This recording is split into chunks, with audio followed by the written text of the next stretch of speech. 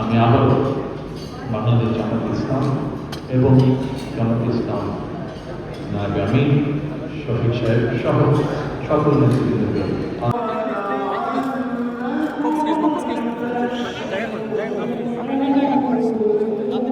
আপনার জায়গায় চলে যান, আপনার জায়গায় চলে যান।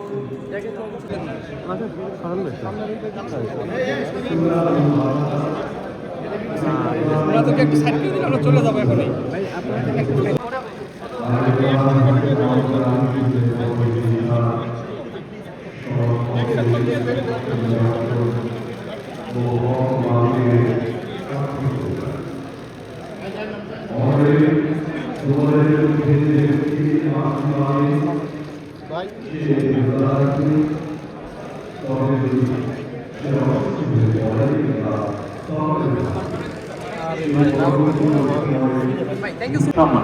সকল রোজাদারগণ, সকল উপস্থিতিবৃন্দ, আসসালামু আলাইকুম। ধন্যবাদ জানাচ্ছেন আজকে আমাকে, আমার সাথে আমার নেতৃবৃন্দকে এবং আমার সাথে আমার সফর সঙ্গীবৃন্দকে এই ইফতার মাহফিলে দাওয়াত দেওয়ার জন্য।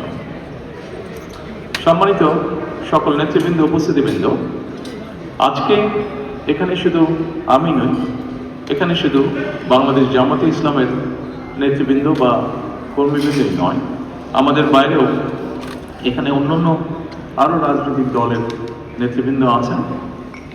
এখানে আরও অন্যান্য সমাজের অন্যান্য বিভিন্ন স্তরের বিভিন্ন সম্মানিত ব্যক্তিবর্গ উপস্থিত আছেন আজকের এই ইফতার মাহফিলে।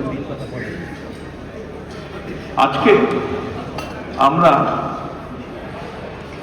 একটি গুরুত্বপূর্ণ সময় সকলে এখানে একত্রিত হয়েছে। দেশের একটি গুরুত্বপূর্ণ সময়। কিছুদিন আগে দেশে নির্বাচন হয়েছে। এই নির্বাচনের মাধ্যমে গণতন্ত্রের যাত্রা শুরু হয়েছে।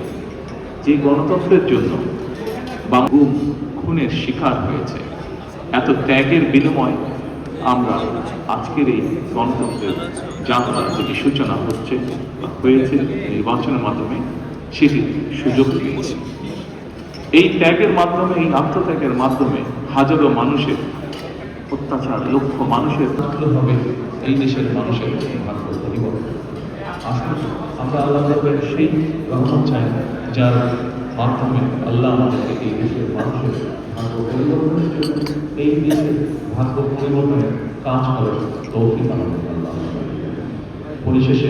পরিশেষে আমি আবারও বাংলাদেশ জামাত ইসলাম এবং জামাত ইসলাম নায়েব আমির শফিক সাহেব সহ সকল নেতৃবৃন্দকে আন্তরিক ধন্যবাদ জানাচ্ছি আজকে এখানে আমাদের দাওয়াত। আসসালামু আলাইকুম।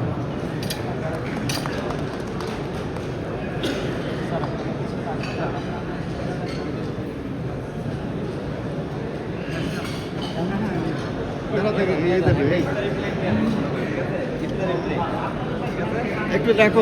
আলহামদুলিল্লাহ, সম্মানিত প্রধানমন্ত্রী বাংলাদেশ